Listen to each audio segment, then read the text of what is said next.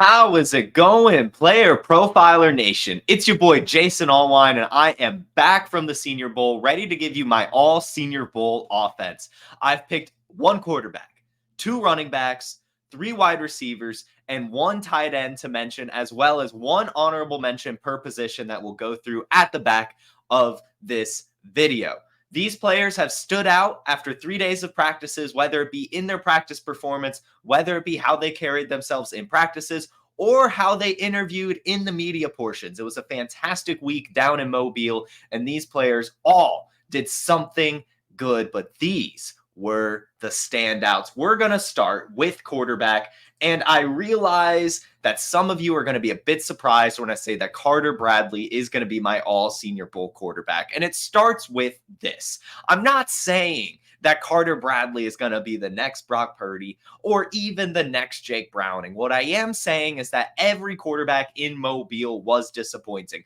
Bo Nix and Michael Penix, neither of them lived up to the hype. Sam Hartman, Michael Pratt, neither of them really did anything special to really separate themselves from the pack. And then Spencer Rattler, he didn't look good day one, didn't really look good day two, got a little bit comfortable day three, but still always locked onto his first read, where rarely threw past his running back or over the middle short routes to the slot receiver or the tight end.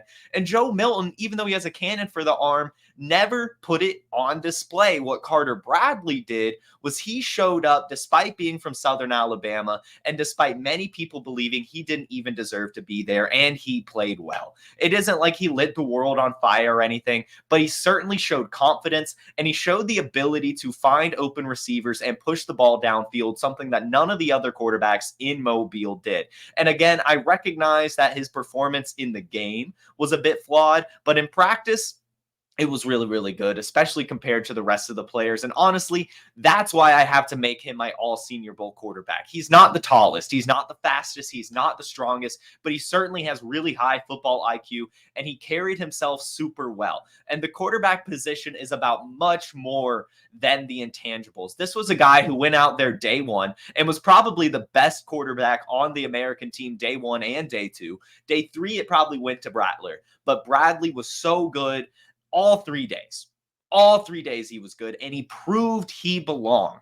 And I heard people in the stands even calling him a Make-A-Wish kid, saying he didn't deserve to be there, but he proved it day in, day out. Really good practices, really good interviews, really good performance on the field. I was very impressed with what Carter Bradley brought to the table. And while I don't think he has really much ceiling at all, I do think that he has a pretty high chance at being a backup in this league for a very long time. You can look at his college resume, and you'll see that when he was on the Toledo Rockets, he played number 8, Notre Dame, and actually threw for 220 yards, a touchdown with no interceptions, and led the Rockets to a loss, 29-32, but only lost by 3 to a top 10 team. He also has a game against Oklahoma State when he was on Southern Alabama, and they beat Oklahoma State 33-7 off of a game where he threw for a touchdown, didn't have any turnovers, and even in a bowl game. He transferred to Southern Alabama, led them to their first bowl game since 2016, and threw for 360 yards and 3 touchdowns. This guy frequently shows up on the big stages and did this in Mobile. So he's my all Senior Bowl quarterback. Some might say other things, but I'm not cowardly like that. All the quarterbacks were disappointing outside of Carter Bradley, so he has to be the all Senior Bowl quarterback. And in case you didn't know, he's actually the son of head coach Gus Bradley, who's, been a coach at the highest of levels. Obviously, Carter Bradley understands football. Obviously, he's going to be good, at least at the NFL level, and certainly impressed me this week. So that's my quarterback. My running back 1 is Marshon Lloyd out of USC. And to really sum this up, it was a lot easier to decide who number 1 was going to be at running back than it was number 2. Marshon Lloyd was clear and above the best running back here at the Senior Bowl. He was quick. He was super explosive. He was strong, and the guy was confident. When I interviewed him, he called himself not only the best running back in Mobile, but the best running back in the entire draft. And I think it's possible. This guy showed up all 3 practices and looked so good. And you can look at his college stats and see that while he didn't see a ton of volume, he was incredibly efficient. Last season at USC, he had 116 carries for 820 yards, which is an average of 7.1 yards per carry. And he had 13 receptions. Yeah, only 13 receptions. But he took that for 230 yards. 17.8 yards per catch. This guy is incredibly explosive. He commands himself well. He's confident. He's a good route runner. He's a good runner in general. He will be dangerous at the NFL level if he can get himself some volume. And I really do think he will. He did a ton to help his draft stock at Senior Bowl. And I do think we need to keep an eye on him for sure. Wherever he lands, he will be an instant producer for fantasy football. My running back 2, that's going to be Daijun Edwards out of UGA. He is, and to sum it up, what Alex Dunlap said. Go check out our Senior Bowl recap video from day one. It's on the Player Profiler YouTube on the live video tab. You can also find it over at Roster Watch. Alex Dunlap called Daijun Edwards Mr.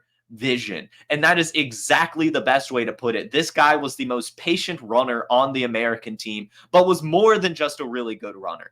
This guy was a good route runner and pass catcher as well. I remember a couple one-handed catches that he showed in route running practice, as well as just getting out and running good routes. And so this guy is not only a capable runner with incredible patience and vision, he's also a pretty solid pass catcher. I don't think he will be someone that can get a ton of volume at the NFL level, but I do definitely believe that he could be a complimentary back. And if you look at his stats, he led the Bulldogs last year with 881 rush yards, which is not bad at all. And he finished the year with 1.8 touchdowns a game.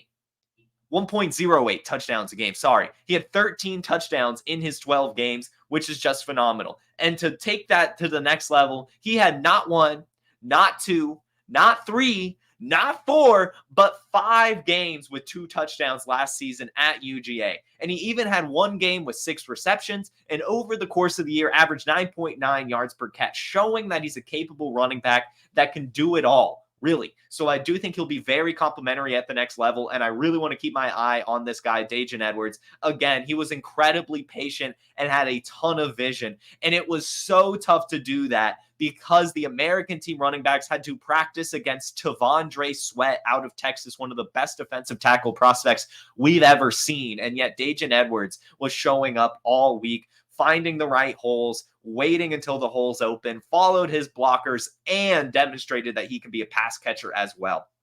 So Daijun Edwards, someone we definitely have to keep our eye on. Moving on to the wide receiver position, my wide receiver 1, of course, is going to be my man Roman Wilson out of Michigan.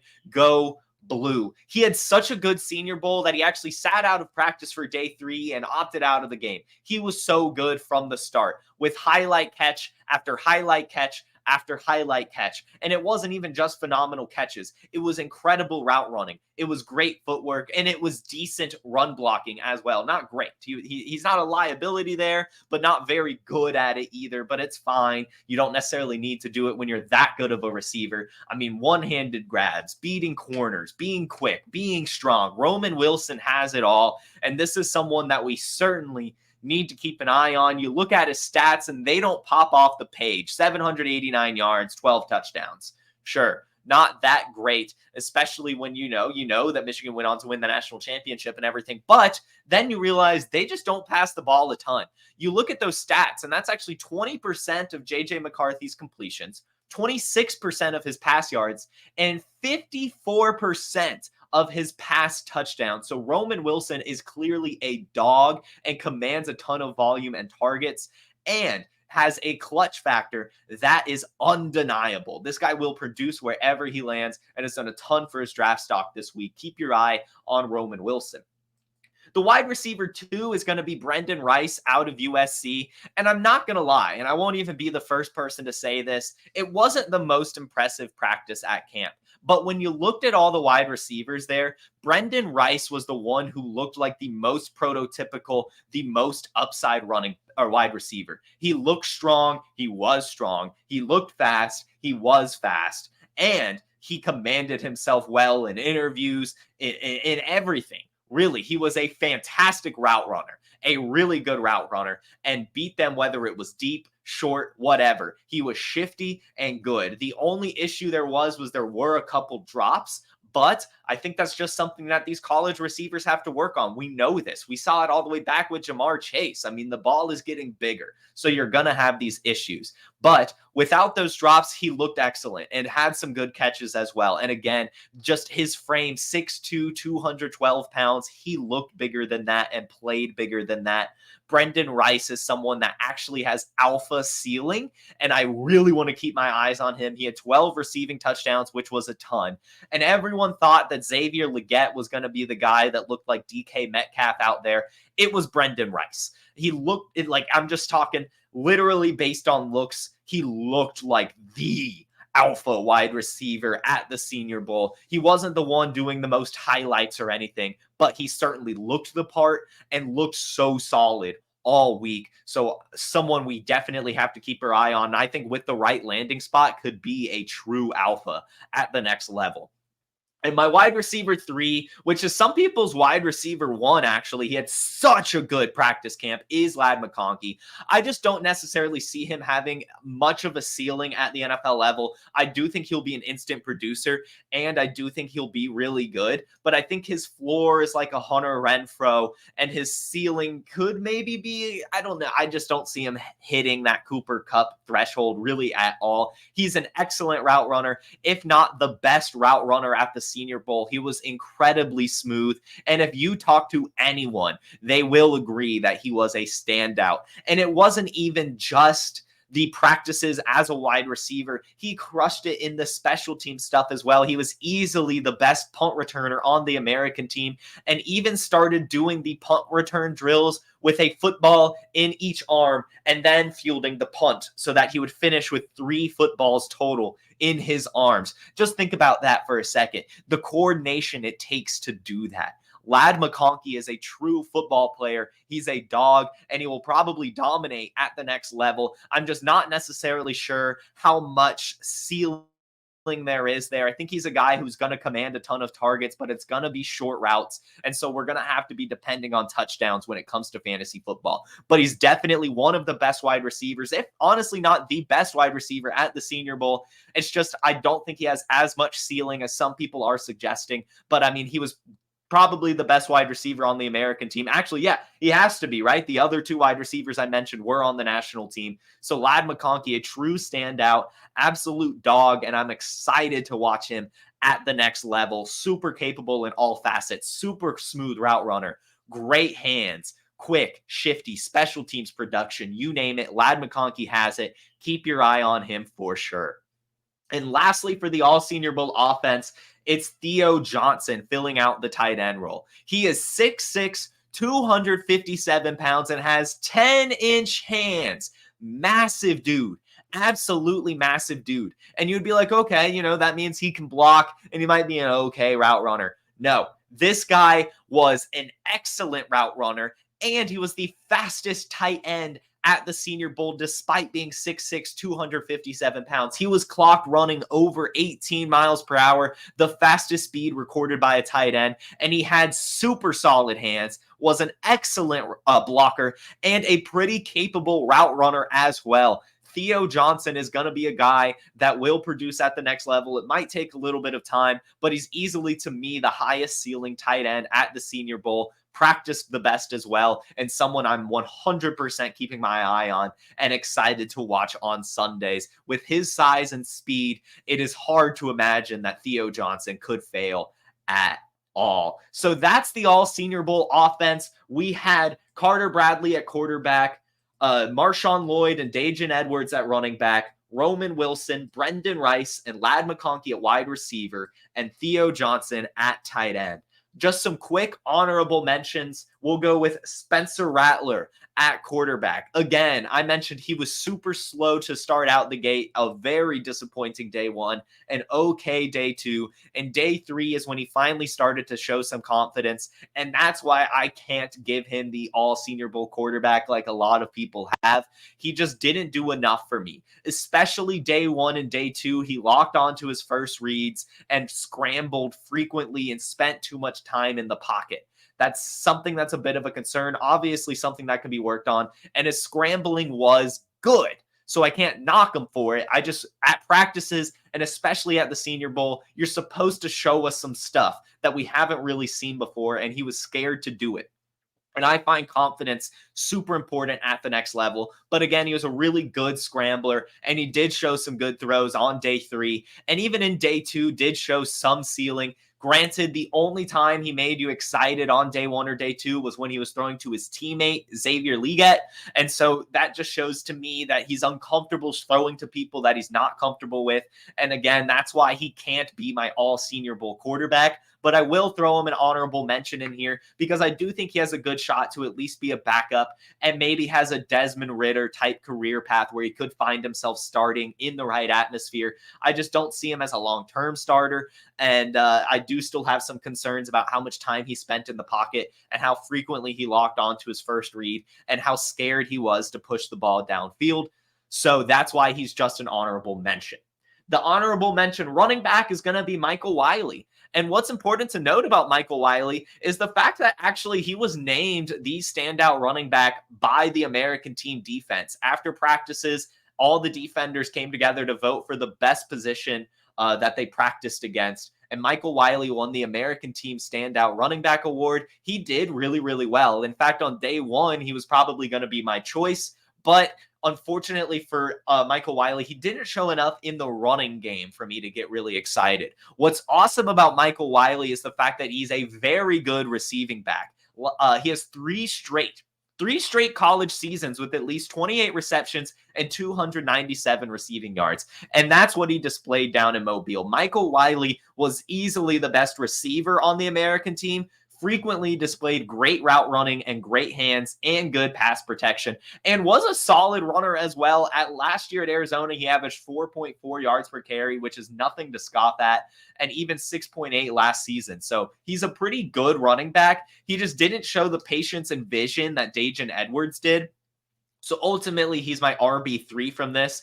But at the next level, he's a very capable receiving back. And with the right landing spot, will certainly be fantasy football relevant. So make sure you keep your eye on Michael Wiley, because if he gets drafted to be a receiving back, he will certainly make some noise. I'm talking very, very good route running and very good hands. Michael Wiley, someone I'm keeping my eye on.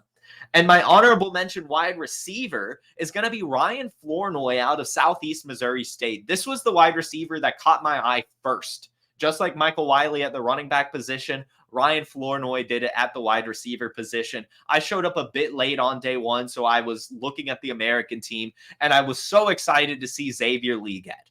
And then I was looking on the field, and I was like, that guy looks like Xavier Legette. He's thick, he's tall, he's got the body. And then it was Ryan Flournoy, and he looked bigger than Xavier Legette, despite being an inch shorter and 20 pounds lighter. Ryan Flournoy is only 6'1", 200 pounds, but the dude is massive. He's also quick, and he has 10-inch hands. I mentioned 10-inch hands with Theo Johnson because that was the biggest hands at the Senior Bowl. But this guy has the same size hands as Theo Johnson, but 5 inches shorter and 50, 60 pounds lighter. He has huge hands, and he showed it this week. Ryan Flournoy played bigger and faster than his size suggests. He was frequently targeted and stood out all 3 days. Despite going to a smaller school, I really do think that this guy could pop up at the next level, and he's clearly a hard worker. Listen to this story.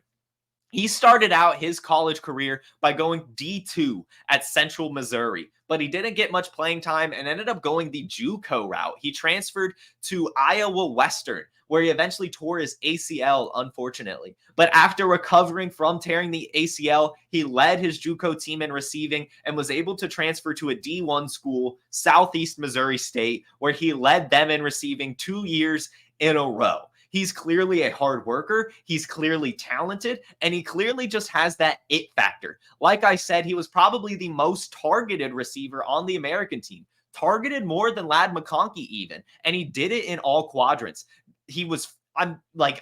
Ryan Flournoy is someone we have to keep our eye on, ladies and gentlemen. I really do think he'll be a success story wherever he lands. He interviewed well as well. He clearly has a head on his shoulders, and he's clearly a hard worker. Loved this guy. His practices were good.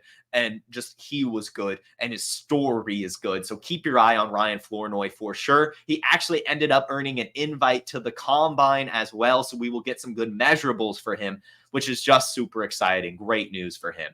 And lastly, my honorable mention tight end is going to be Ben Sinnott. This is a guy who I think will easily produce at the NFL level. It's not ever going to be a high ceiling type of guy. Like, I could see him being maybe like a Dawson Knox or something like that, Hayden Hurst plus. Just a guy who's a good tight end. He's 6'4", 250 pounds, and he's strong. There were multiple times he stiff-armed his coverage into oblivion and was just wide open.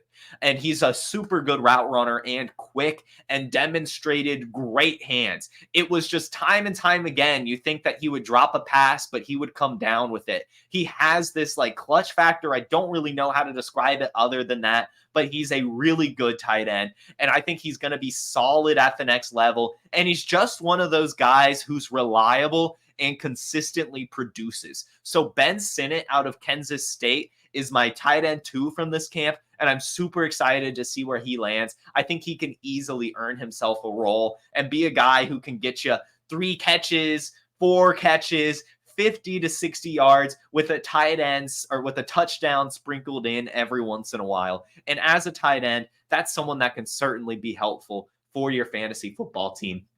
So one last time, my honorable mentions are Spencer Rattler, Ryan Flournoy, Michael Wiley, and Ben Sinnott. This was the Senior Bowl team honorable mentions and standouts from the week of practices. It was an excellent time down in Mobile. Can't wait to go back next year. And thank you guys for watching. Don't forget to like and subscribe. And if you want to read more about these players, go to playerprofiler.com/articles to read my write-up on all these players for a little bit more information about each one. You guys have a fantastic day. Like and subscribe, and see you later. Peace. Hey, I want to take a moment to thank you for tuning in. It's important to me that all of our media be free. This is only possible because of you, allowing a true independent sports media enterprise to thrive unlike any other in the business. So please subscribe to the All In package to continue to make all of this possible, to ensure that all of our stats, information, data, content is available to you, especially you, the people that get the site and get the show.